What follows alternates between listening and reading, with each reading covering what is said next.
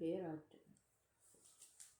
கல்வி புகட்ட தகுதியற்ற மகனென்று கல்லூரி கொடுத்த கடிதத்தை படித்து கண்கள் கலங்க படிப்பகத்தில் கற்பித்தார்.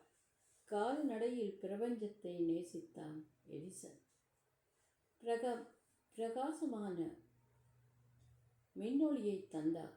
தாயுமாய் ஆசானுமாய் ஆனாள் தோமஸ் எடிசனுக்கு.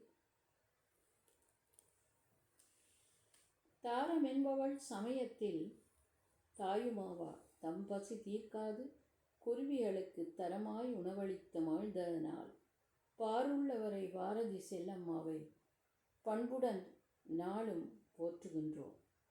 சாரதா தேவியாரின் திவ்ய உபதேசம் சத்தியமான வார்த்தை என்பதை அறிந்ததனாலே சர்வதேச அரங்கில் ஆன்மீக பேச்சை சாஸ்வதமாய் உரைத்தார் சுவாமி விவேகானந்தர்.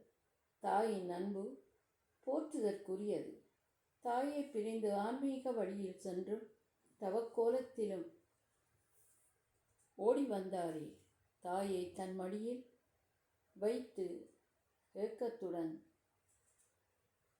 தன் கரத்தால் இறுதிச் சடங்கு செய்து எப்பிறப்பில் உன்னை காண்பேன் என்று ஏக்கம் பொங்க பட்டினத்தார் தீமூட்டினாரே. எங்கும் தாய்மைக்கு ஒப்பில்லை, என்றும் தாய் அன்பு பொய்ப்பதில்லை.